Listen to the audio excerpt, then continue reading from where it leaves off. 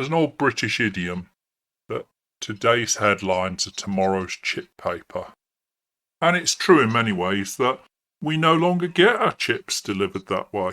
Gosh, the way chips have gone up, a lot of us can't afford to buy them. Yet in many ways, headlines stick around a lot longer. I'm sure we've all seen reference over the last few weeks to Keir Starmer's moving house in the middle of his child doing GCSEs. I didn't move house when my children had GCSEs because I wanted them to be revising and undisrupted. I thought that moving so that a fictional group of journalists who never covered the family would turn up and disrupt the family during a GCSE revision period seemed unlikely.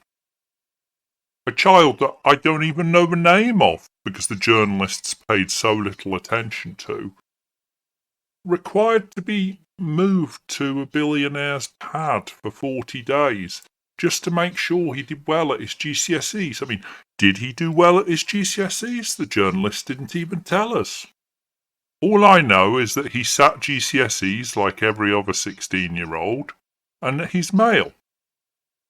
I know that he observes the Sabbath on a Friday, and that's about it. Really, he could have 3 arms or 2 noses for all I know. The journalists paid so little attention to him, yet they had to move to a palace in central London. This whole story doesn't really stack up, and we all know that. I don't know why they moved. I have no views whatsoever. But it's so weird that that story was concocted to explain it. Sometimes the cover-up is more interesting than the crime. I'm sure Richard Nixon would agree. Talking about things can give them oxygen.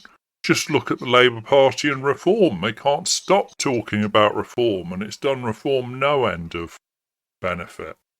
Yet for some reason, there's a few stories that just never go away about Keir Starmer. And they don't go away because they're never answered. Whatever the explanation is, I'm sure it's nowhere near as salacious as some people seem to think. Really, I'm left wondering, should we have someone in charge of the country who makes such an irrational decision?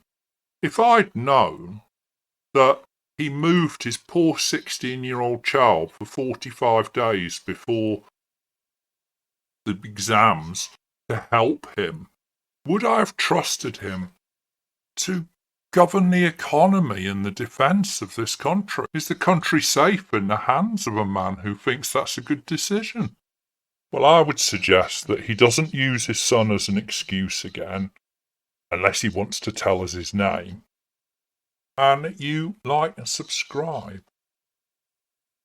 Because otherwise, how are you going to hear me musing on these sort of topics?